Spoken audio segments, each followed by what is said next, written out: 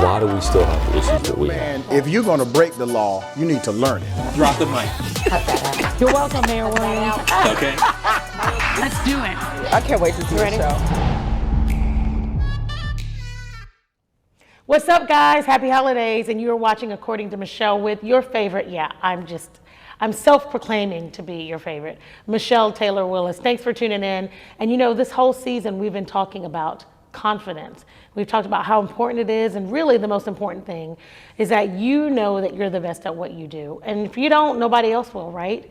So how do you become more confident? We talked about affirmations, about telling yourself that you are the best at what you do before you really believe it, right? And telling yourself who you want to be before you actually ever become that person. But you know what else that takes? It takes action. And practice literally does make very close to perfect. If you think about the best athletes in the world, Tiger Woods, Michael Jordan, Serena Williams, Tom Brady, right? The best of the best, what they do better than anybody else is what they do off the field better than anybody else, and that's practice. So for you to know that you're the best at what you do, you have to be the best at practicing your craft. You gotta do it over and over and over again. And at the same time as you're practicing it, you gotta be telling yourself, I am the best. So remember that, because 2021 is waiting for all of us to be different, do different, feel different, but it all starts with confidence. Speaking of confidence, I've got somebody here that I'm confident you're going to love just as much as I do. His name is Alphonzo Cross, and he owns Parlor here in Atlanta, which is arguably one of the coolest places to hang out on just about any night. But he also is a huge fan of generational wealth, generational building, and using business and land to build and curate that wealth. And so he's done it here in Atlanta. He teaches people how to do it. He talks all over the nation about it. And you might have recently seen him on stage earlier this year with John Hope Bryant. So I'm super happy he's here, and he's gonna maybe drop some knowledge bombs on us. Not real bombs, because, you know, as he clears his throat.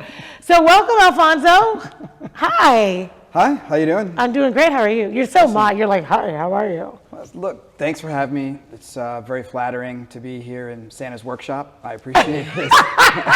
Particular, I didn't realize I would have worn my elf outfit or some sort of, I would have dressed like Max from The Grinch, but yes. What? But yeah. Listen, I'm trying to be festive. No, I'm not trying to be. I'm eliminating the word try out of my vocabulary. I'm being festive. It's the holidays, it's Christmas, it's like, all good. Yeah. It's all things red and white, which is this is the only time of the year I like. Here, being interviewed by black candy cane, an African-American candy cane, sorry, let me politically correct. Okay, so Parlor Den, which is such a cool, tell us about Parlor Den. And you know, this show, we do a lot and we talk a lot about Atlanta, but there are people all around the nation that would love to open a bar. How did you come up with this concept?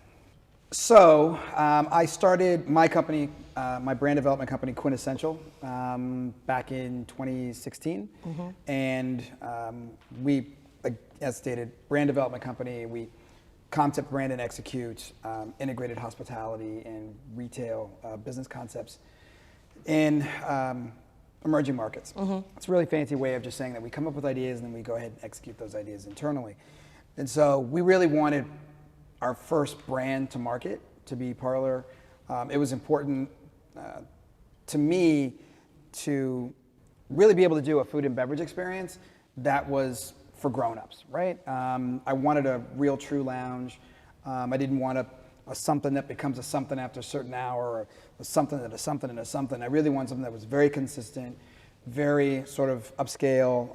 I really wanted something that allowed for this sort of conversation around Black excellence before Black excellence was du jour, so to speak. Right. And so, you know, we took the time to curate this brand. You know, sort of our specialty is our crafted cocktails, small plates, but it was also really important that the space be very well designed, very well lit, very intentional about every little thing, from the forks. We use these little miniature forks all the way to our crystal glassware. It's hard as hell to eat with those forks, by the way. I mean, it might be cute in concept, but it's like, can I just use my hands and a napkin? Thank you, friend. Yes, well, you're more than welcome to eat like you're at an Indian restaurant, but yes.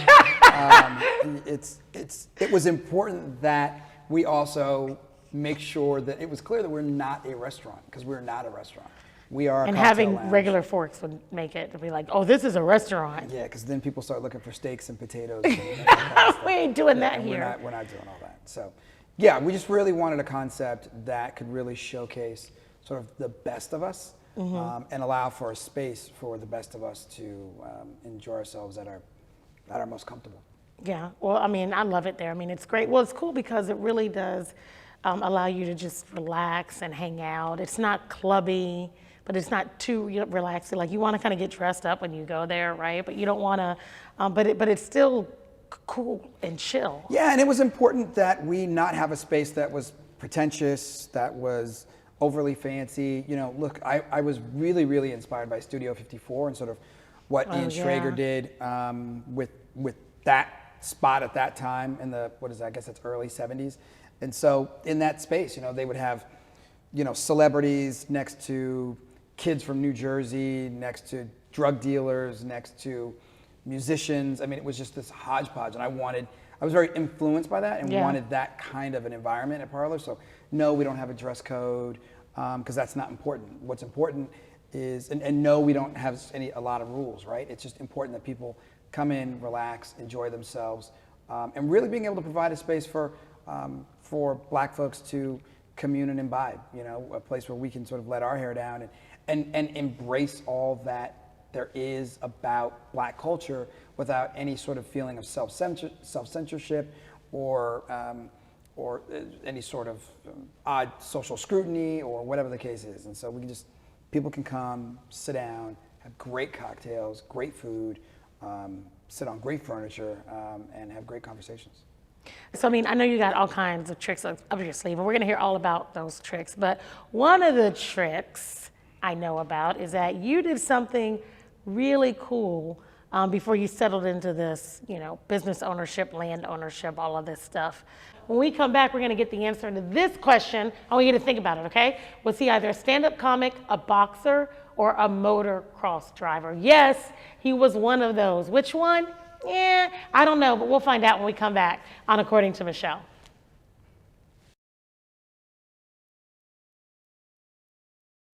Welcome back, guys, to According to Michelle. When we left, I asked you what was one of the coolest things that Alphonzo did before he settled in at Parlor. So he was either a comic or stand-up comic, a motocross driver, or a boxer. So inquiring minds want to know. That was like Evil Lair, not really Inquiring Minds. Maybe I should have gone Inquiring Minds. That's better, right? Stroking a white cat in your lair kind of a thing. Yeah. Okay. So what was it? So I did stand-up comedy. What? No, you didn't. What, really? Very funny. Apparently I'm still funny. For no reason whatsoever. Well, you're a sit-down comic. Yeah, I'm a sit-down comic, yeah. Wait a minute. Real cerebral. Yeah. See what I did there? Yeah, I don't even have to say anything. Yeah. Let's see what I did. Yeah. I did stand-up comedy in high school and in What?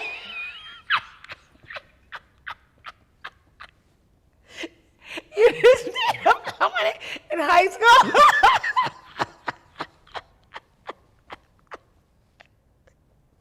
Wait a minute. In high school? That doesn't count. Do they have that on the sheet that it was in high school?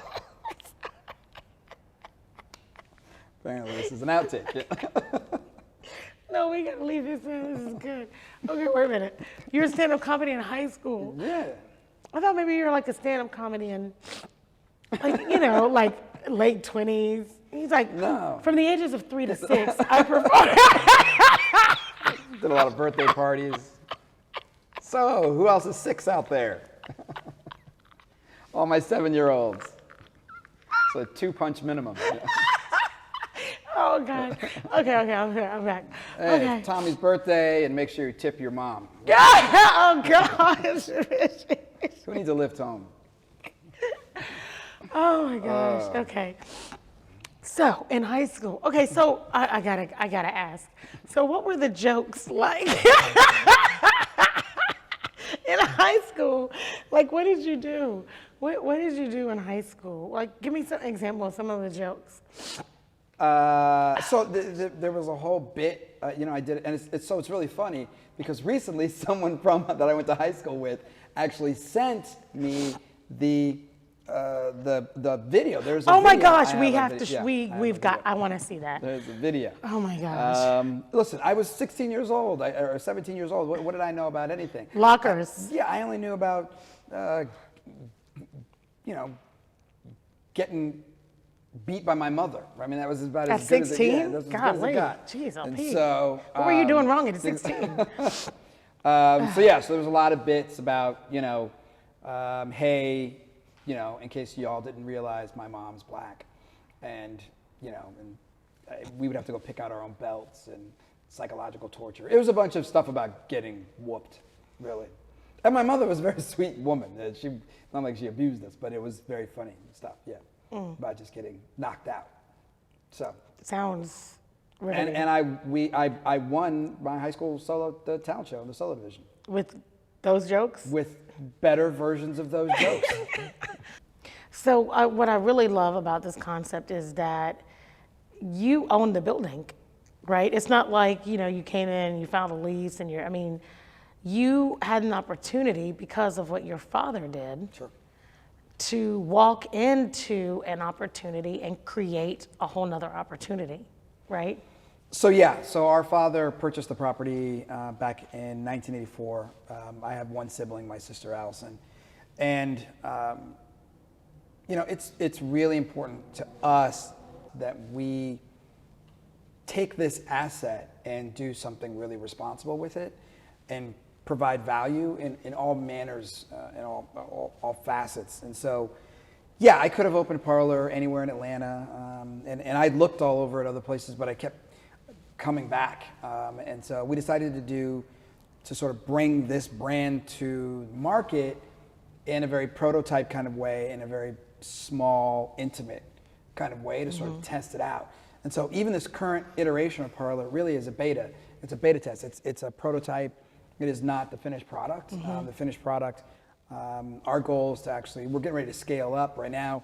Parlor is currently about 800 square feet, and we are looking to scale by this time next year to probably about 2,000 to 2,500 square feet. Wow. So how important a decision was it that your dad made to buy this property and then will it to you and your sister? In how you are now conducting business? Well, it's super valuable because what it allowed. So number one, our father always said, "Look, you're going to inherit this, and if you keep this, you'll never go broke, right?" And so, and as a first-time bar owner, he maybe close. You're right there. It's so close to going broke, but. It was important for him to be able to pass this down so that we could actually leverage this particular asset for whatever it is that we really wanted to do. And that's what we ended up doing, right? And so, Parlor certainly wouldn't have happened had I not been able to leverage the asset for the operation. Right. It still was a gamble. It still was a risk. There's no guarantee that brand would actually succeed in that space. But it certainly made it easier to not have a sort of traditional landlord experience. But I will make it very clear, Parlor still pays rent. Oh, absolutely. And it's important to show that. If you don't show that, then you really can't determine whether you have a viable business model. So anyone who's thinking like, oh, I'll buy the building and then I'll just sort of live free. It's really not. That's showing, how we get in trouble a lot, well, right? correct. Then you're not really showing. Then Yeah. you're thinking, oh, well, then I'll go someplace else and replicate this, and it'll be the same experience financially, and it won't because you'll have all these expenses that you should have gotten ready for and prepared for. So I'm glad you mentioned that because I know you talk a lot about business, right, and mistakes that entrepreneurs make, right? Some that you just know because you've been around it so much, and some that you know because you've made yourself, right? Sure. What do you think is the biggest thing that we get wrong as entrepreneurs? I think the number one thing I always talk about is people especially black small business owners, in a constant state of saying, if I just had money, I'd be okay. Yeah. And so it's always the thought is the biggest hurdle is financial capital. And it just isn't.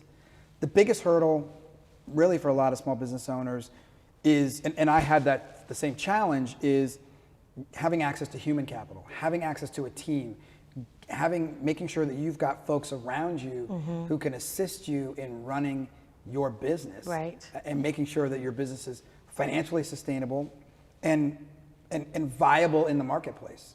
So I think that is probably the biggest mistake I think that a lot of small business owners make, thinking, I'll just do it myself. Right.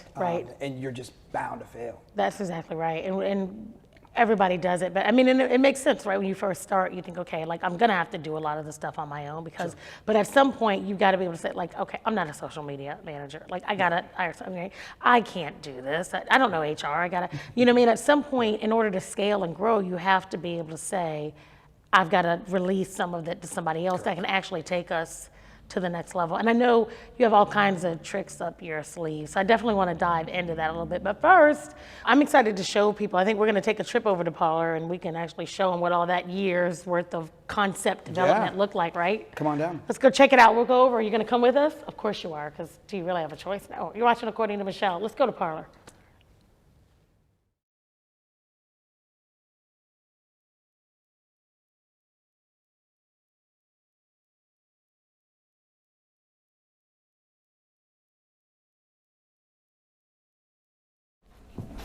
Hey, Alphonzo. Well.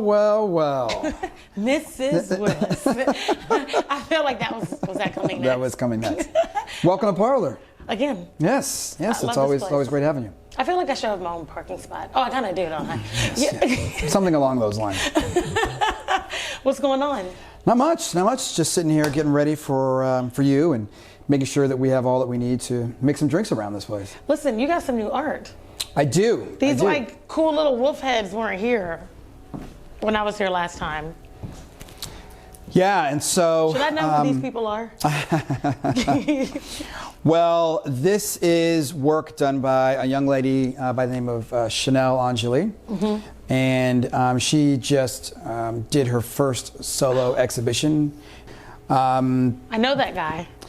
That guy, yeah, I hope so. So that's Malcolm X, the bear. And then the other piece is Bobby Seale from the Black Panthers and the wolf. So super excited to have her art on the walls, and it's super in line with sort of what we do around here. Right, I like it. No, we're super excited to always feature new black artists in the space. We have these pieces here. We have Andre Henderson's piece here.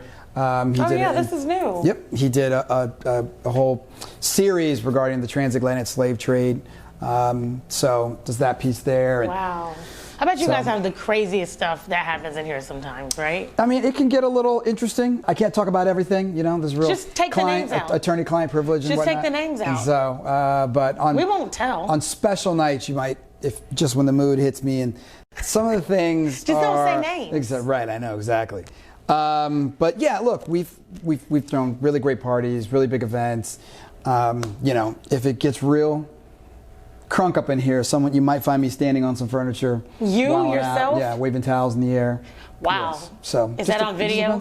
It might be on video. Somebody's got that on video. If anybody has Alphonzo on tables going like this, send them to me. I just want to see them. I'm not going to put them out there. Might be out there. Yeah. It's totally safe with me. Yeah, might be.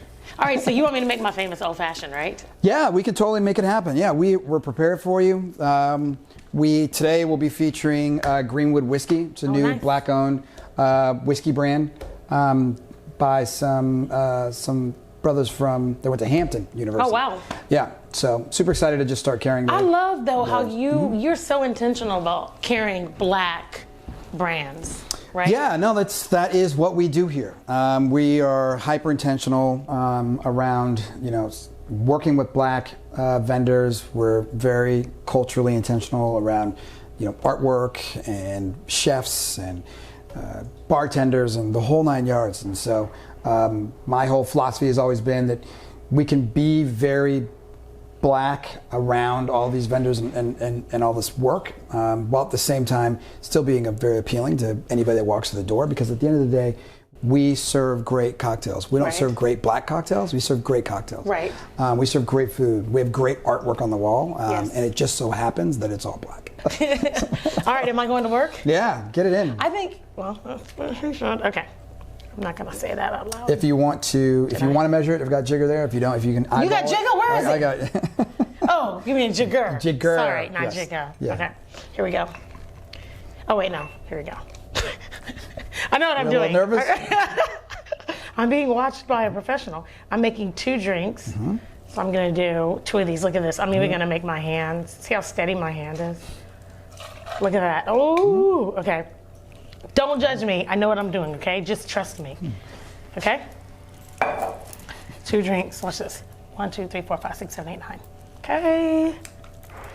And do you have a sugar cube or a little agave? Yeah. That's what I put in mine. Yep. See, this is professional at work. Yeah. I'm just gonna do a little bit of 2, 3, 4, 5. I like mine just a little bit sweet.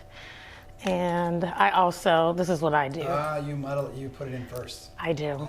But I don't have a Muddler? I don't have a muddler. Do you have a muddler? But I've got all this ice in here, which might mess up my muddling. Do you see I'm using the terms, the appropriate terms? Because I'm a professional, I'm just gonna make this work. If you want. I want, all right. So theoretically, I'm gonna. Where are you? There we go. Oh, get that baby in there. Do you see this? Just a little bit, all right. May I place this on the? Yeah. Okay, all right. And then, big long spoon. It doesn't have a real name. I'm just gonna stir this baby up a little bit. Woo-wee! Oh my gosh. Whoa, whoa. And I need a strainer. Yes, do you see? This is a strainer, right? Is this what y'all call it? Yeah. Okay, that's what I call it. All right. Oh wait, that's the wrong way, isn't it? I don't have all this fancy equipment at my house. Jeez, I'm Pete, and it's copper too, or rose gold. Is that real? Yeah, so I'm just gonna pull a couple of these, and I'm just gonna place this baby right here. And I'm gonna place this baby. Do you see that red juice just going down there? It's gonna be so good. And voila. Ting, if I had orange, I would take orange rind and then twist it a little bit and put it on each of these, but I don't. Okay. Shall we? Cheers. According to Michelle. Drinks according to Michelle. Oh my gosh, look at you. You're amazing at this. Let's see. Tell me what you think.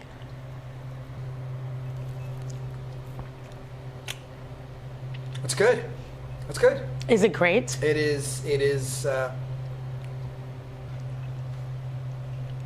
good. What? It's good. It's amazing. It is. It is rather It is according to Michelle. That's Okay, oh, right. That means amazing. Okay. All right, I gotta go. I will see you soon. Thank Sounds you. great. Thanks All for right. Thank you for having me.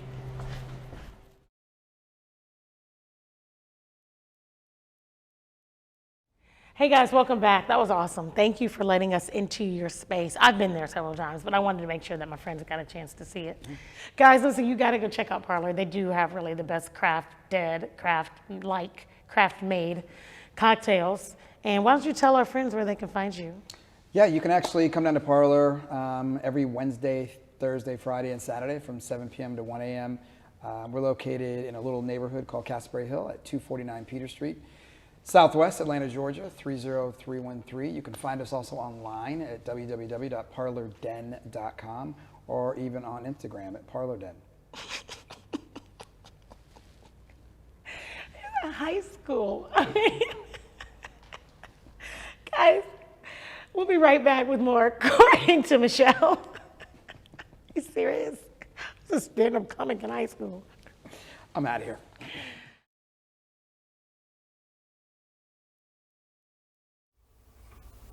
Hey guys, welcome back to According to Michelle. And I told you this was going to be a great show, and the next guest is not going to disappoint. If you can pick any of the most incredible things in the world to do, this guy has literally done. He is one of the world's leading virologists, surgeons, pediatric surgeons. He is right now leading the COVID-19 task force for the Congressional Black College. He is chief medical officer of a major health care corporation right here in the United States. He is like, I don't know, what's the highest ranking thing you can be in the Army? He's Lieutenant General Major something, I don't know. But let's just welcome Dr. Lane Rolling to the According to Michelle show. Hey, Dr. Rolling. Hey, it's finally made it to Atlanta. Thank you very much for the opportunity. I was just saying, like, I've moderated so many panels with you, and I felt like I knew you already. And then I looked at you, I'm like, that guy's kind of short. You look so much taller on Zoom. Well, hey, you know what? God made me what I am. Oh, he packed a mighty punch into all of that, right? Yes, yes. So I'm so glad that you're here. Thank you very Thanks much. for I coming to appreciate it. Atlanta. I'm here. I made it. So I was kind of joking, honestly, with with our viewers, but truly, I mean, like, you're amazing. Well, I'm just saying, it's just this is my moment in time. I've carried a lot of people's crosses over the years, done a lot of push-ups. All my education and also with the military training and my work in the jungles of Peru and doing it with epidemics and, fighting diseases from all types, from viruses to bacteria. God blessed me and put me in this position to be able to carry the crosses a little bit further. For me, I think for most socially disadvantaged people, especially Black Americans, the military has always been the place that you could have an opportunity to be successful. Right. And I know in my generation, that was a perfect example of having an ROTC scholarship. The Army paid for my undergraduate, paid for my master's, paid for my medical school. I got the opportunity to be airborne chemical and biological warfare pathfinder, massive fitness trainer, fellowship in infectious diseases in Peru. I mean, what more can you say? And the military provided that pathway for you. I got all those pathways. I got to do my residency training in Honolulu, Hawaii. What more can you ask for? What do they have? That's black sand beaches, right? No, they got white beaches, and I drank a lot of Mai Tais. So that's what got you through medical school. Not the Mai Tais. What got me through medical school was my. I think the really driving force, if you really want to get technical about it, was my fear of failing. Mm-hmm. When I was 5 years old, I had a teacher tell me that I was retarded. I had a speech impediment and stuff. And so along my career, I had moments in my life where somebody told me what I couldn't do, especially academically. And that's why I've achieved what I've done, and I'm not bragging or anything, but to have 6 degrees, I have 2 doctorate degrees. I have a master's in cellular and molecular genetics. I got a BS in microbiology and chemistry and a minor in military science. So when it comes to education, you don't come and talk to me about education, because that was always what people always kind of beat you up on the head about what you didn't have. We were great athletes, but we didn't have the academic athleticism. Right. And I've proven that wrong, 150%. So what part did your parents play in that? I feel like there was a strong mama back there. Oh, everybody, somewhere. yeah. My mother was a typical Black family. The grandmother were the matriarchs. Big Mama ran the show.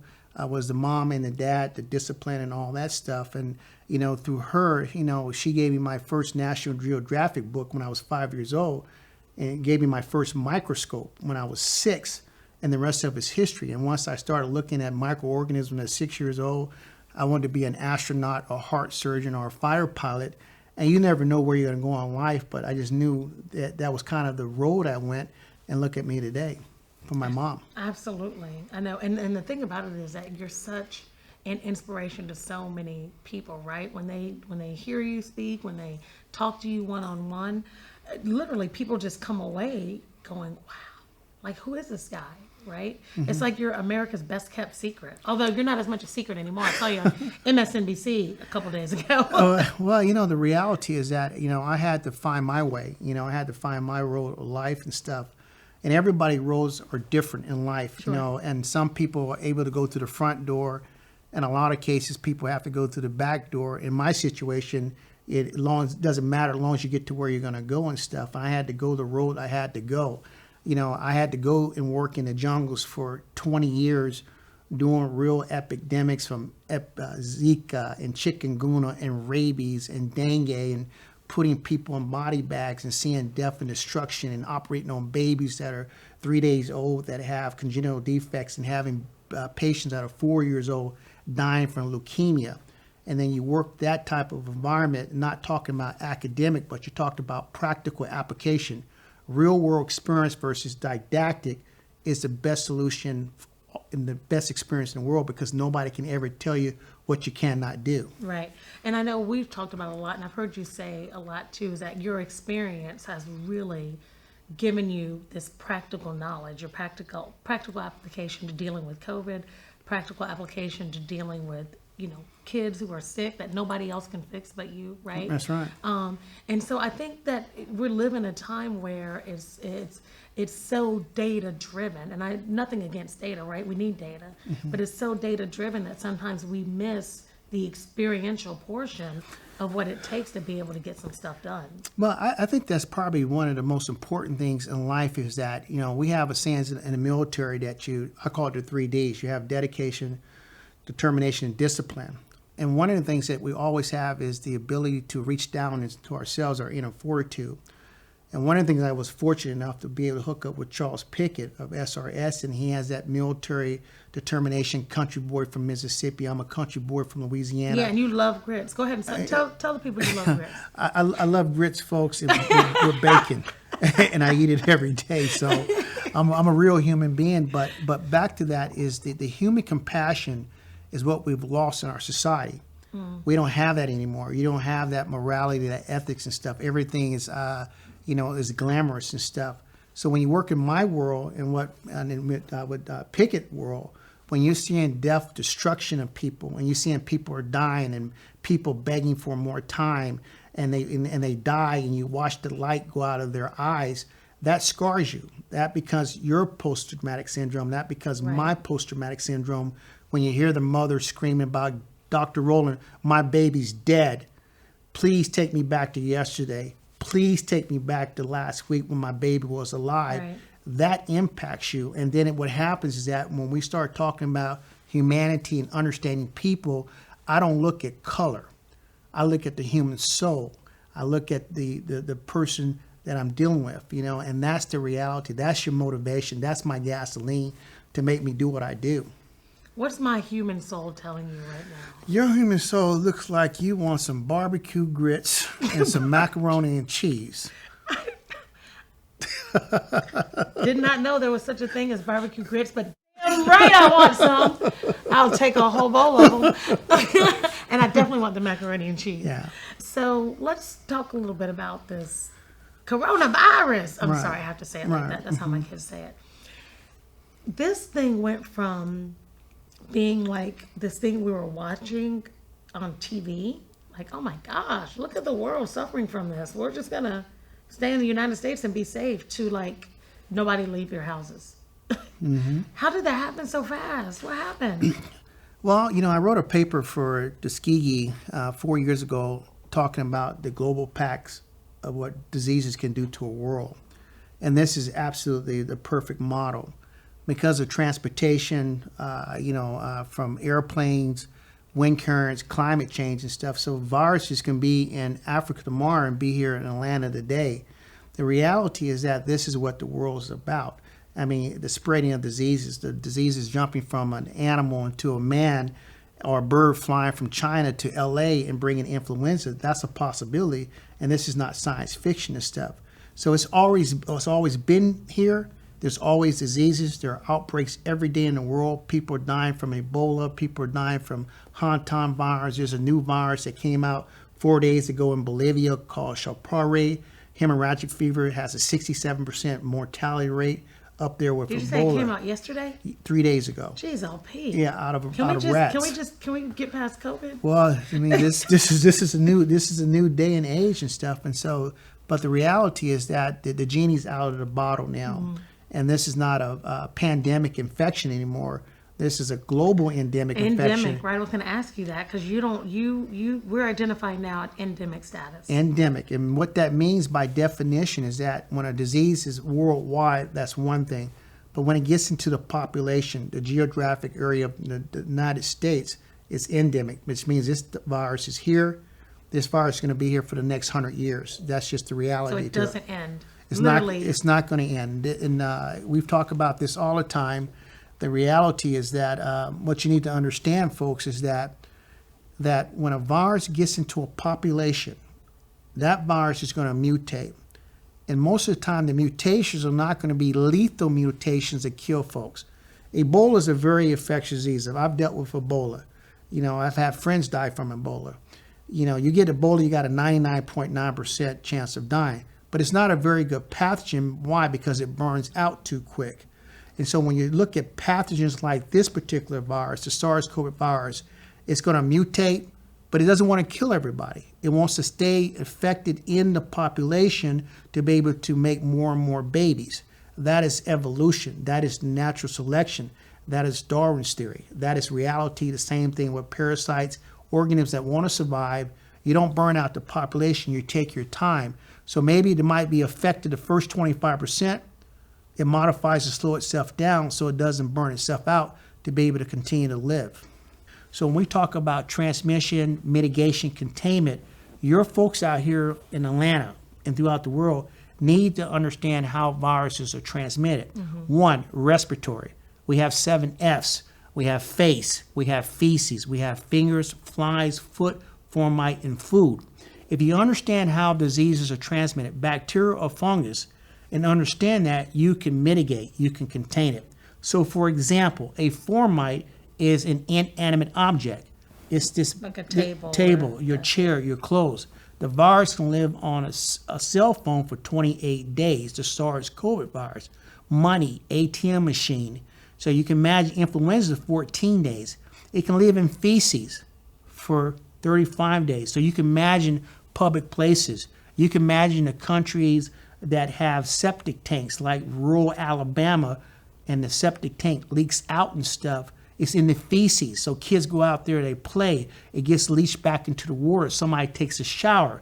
Once again, you got face contact. Wow. Contact. So this is the realm of what we're trying to do at SRS and our program of understanding biosafety, biosecurity protocols.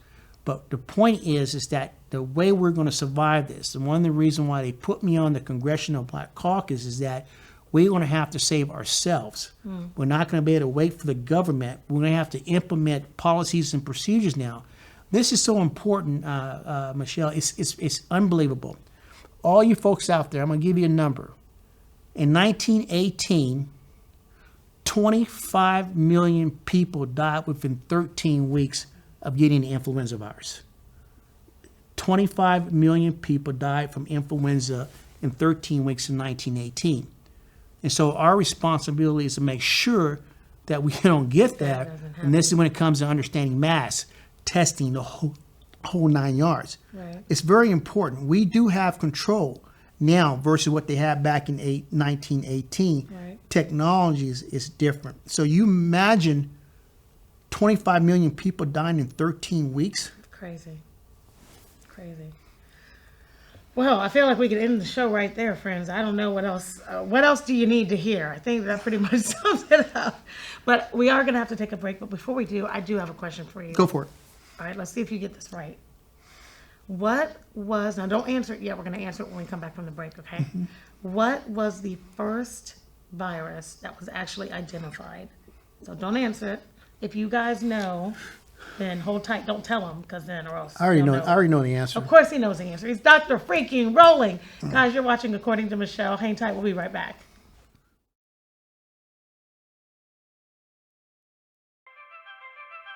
In the hustle of life, sometimes we forget what's important. Sometimes we need to think like children. Yes, business is important, but it's connection that builds a community. This is the spirit of the city of South Fulton. More lives here.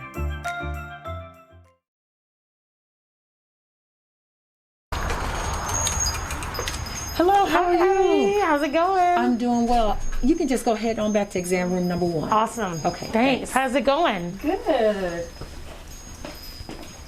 Close the door.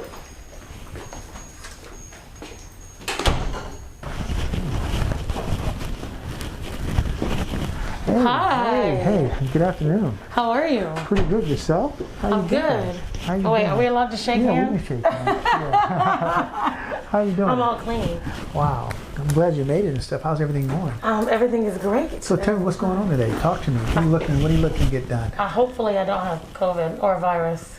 Well, I tell you right now, you're lucky because we just brought the best technology here. What? Oh, the best technology, and what I mean by the best technology, that we can let you know within 3 hours if you're positive for SARS-CoV virus at 100% accuracy. So isn't that the same as a rabbit test? No, there's a big difference between the rabbit tests and versus the PCR test. Let me give you a little big background because I think it's important for people to understand the difference. PCR technology talks about looking at the genetic material. So we're actually looking at the RNA genetic material that makes that virus works. And once we do that and we determine that if that's in your body, it's 100% accurate. Gotcha. When we start talking about using antigen antibody reactions or testing, it's always a variability. Depending on what state of infection you're in, maybe you're asymptomatic, maybe you had the infection 6 months ago. So it's very inaccurate. And so this is the best technology. And for what we're trying to do in this SARS-CoV infection, control it. So PCR technology is the best. And here you are, you're at LTZ Health Solution and Partners. Listen, you told me on the show this was this. So I came to get it done. Well, this is the spot. And so we're going to change your life, and we hope to help contain and mitigate the infection worldwide. And the way we're going to do that is one community at a time. All right, and one MTW at a time. Oh, absolutely. It's very important stuff. Do you have any questions for me? No. Are you gonna have to stick me? No. This is what's beautiful You're about gonna put something on my nose? No. The most important Are you gonna put it in my ear? No. The one thing about the PCR technology that this is going to be oral. My main technician, Mick, is going to come in here and get a sample from you. You'll spit in a tube, and then we're going to walk the process down there, and we're going to get your results back in less than 3 hours if you're SARS-CoV virus positive. There you go. Thanks, sir. All right. Hey, Michelle, how you doing? Good, how are you? Not too bad. Could you confirm your last name and your date of birth for me? Michelle Willis, 9/23/74. All right, perfect. What I'm going to have you do is just kind of spit into this tube, little bits at a time until you get about half of that full for me. Wow, spit? Yep. Well, is that wow, that's pretty good. That's very good. Very good. Oh, Thank good you. at everything. All right. Thank you very much. We're going to go take this to the lab and run it for you. Awesome. Thanks a lot. Yes, ma'am. Bye, Mick. See ya.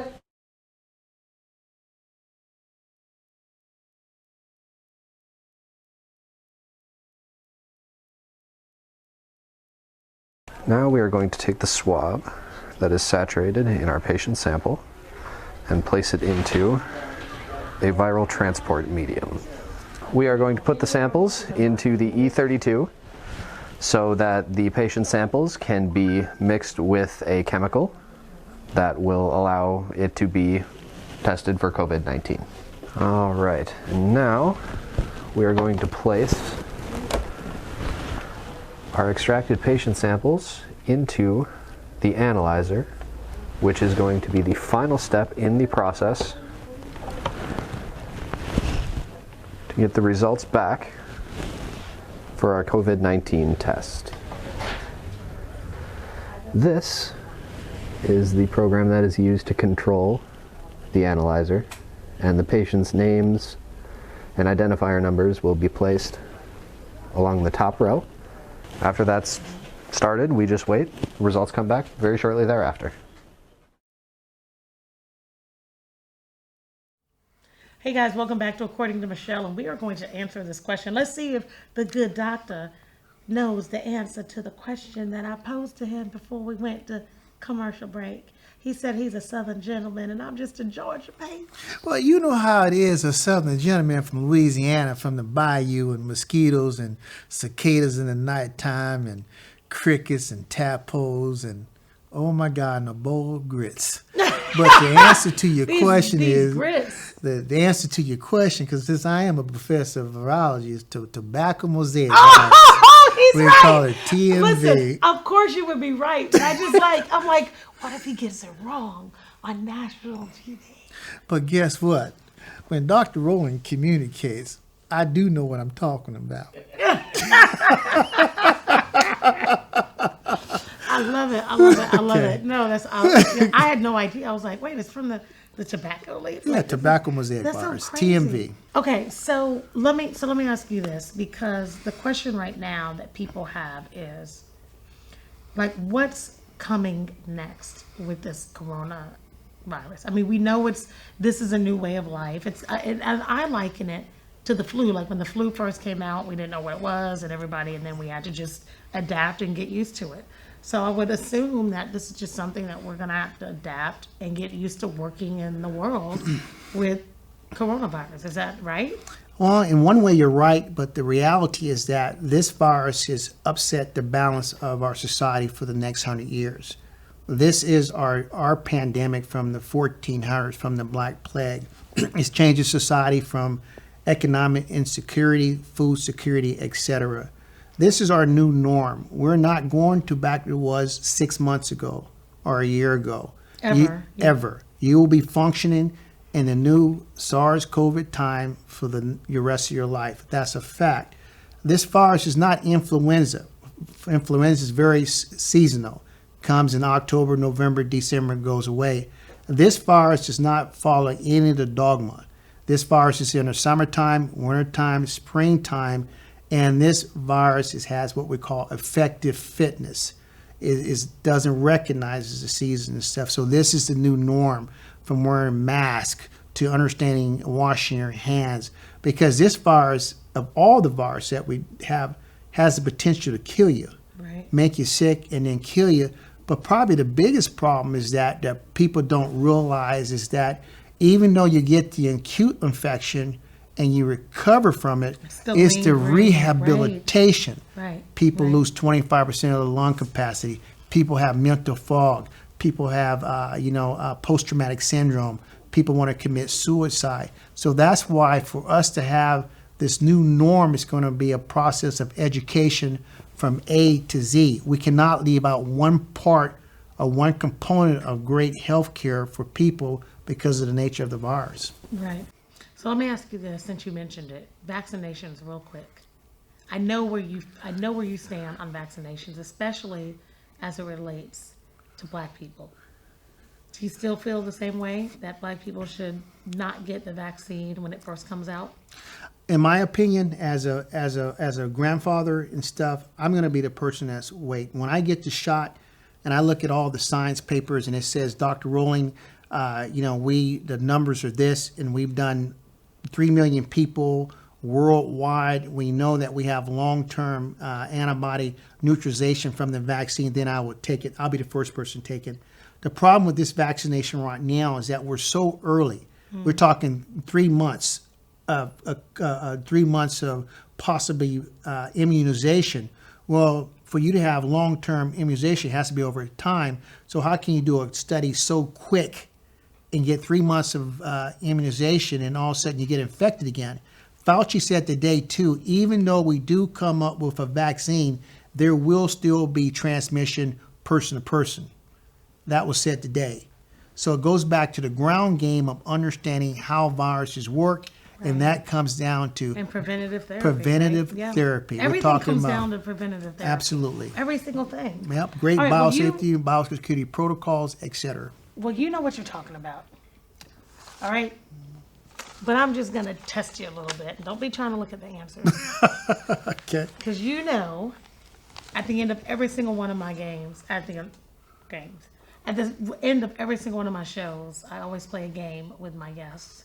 And I think what you just said is perfect for us moving into this game now, okay? Okay. So the name of this game is called Name That Virus. I'm so creative with these names. It's name that building, name that person, name that place. Today, with Dr. Rowling, it's Name That Virus. So, name that virus. Oh, yeah. You see what I did with that? House, Southern Gentleman. There you go. This was not even rehearsed. Oh, yeah. He just did this off the cuff, friends. He is pretty darn good, if you ask me. Okay, I'm going to show you a picture of a virus. And you're going to tell me. I thought we already done the tobacco mosaic and you're gonna virus. No, that wasn't a picture. That was just you knowing, Okay. Just hang tight there, killer. This is my Miller training.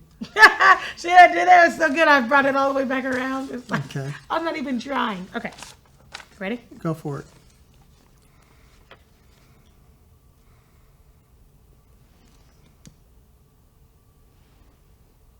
And? What is it? It's a virus. Really? Is this what we're doing today, friends?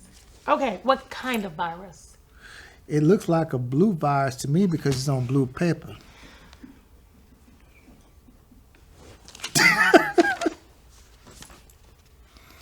Now that looks like a virus with different types of spikes on it. Blue.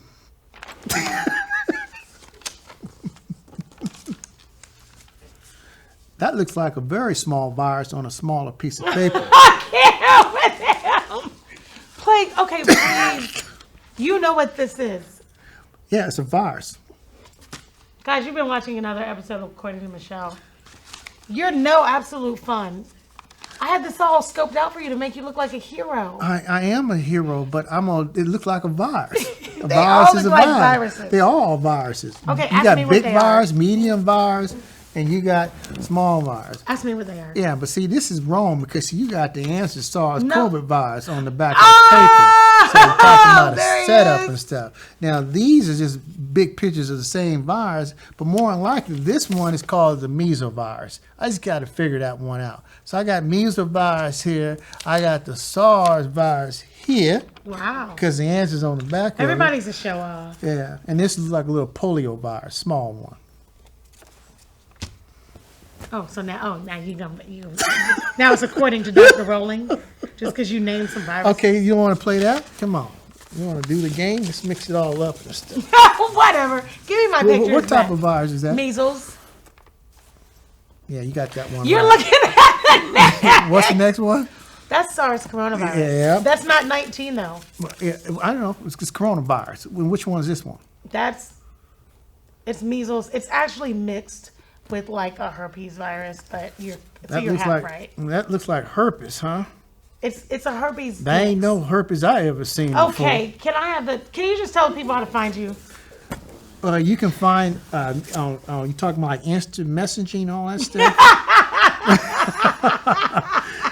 Tell them about SRS, the company you're chief medical officer. Okay, for. well, SRS is probably the premier minority company in the world for pandastic, conditions, from hurricanes to even the SARS-CoV pandemic infection endemic now.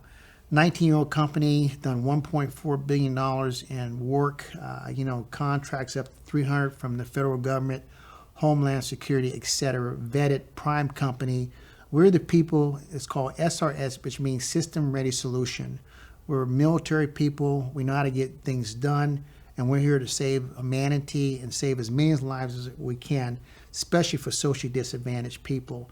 And what gives us our capabilities is our leadership, Charles Pickett, myself, and our other senior staff, because we have real-world experience, and we're able to take real-world problems and put solutions to them. And that's what makes who we are. And what we do is based off of science and medicine and science. And we don't believe in hoax.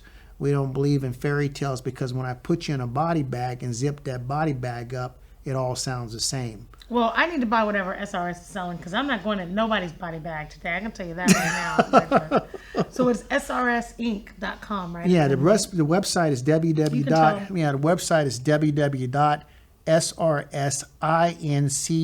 www.srsincorp.com.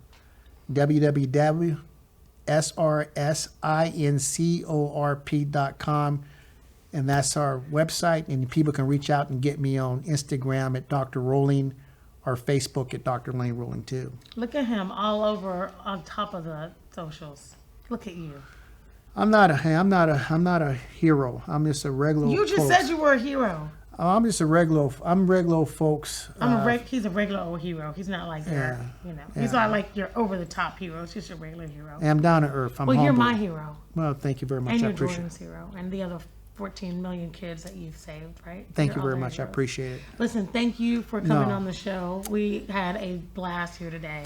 Yeah, I This is I great. never. Okay, I just wish I had don't- exams with the answers on the back. This is a Okay. measles virus. Okay, This is all right, okay. SARS-CoV virus. I was just about to say something nice to you. Go for it. I'm listening. I really enjoyed you coming on the show today. I'm so glad you were here. Well, I want to tell you from my southern hospitality from the great state of Louisiana all the way to Atlanta, you're like Manola flowers. Manola flowers. What's the Manola flower? I hope she's beautiful and funny. Now I was trying to cut a joke, but I don't think it landed. didn't land well.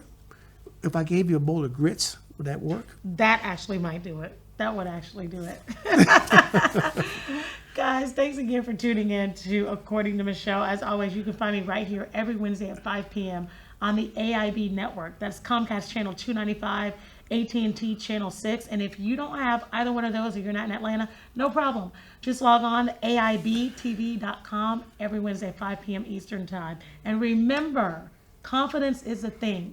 Nobody does what you do better than you. But if you don't believe it, nobody else will. See you next time. Talk soon.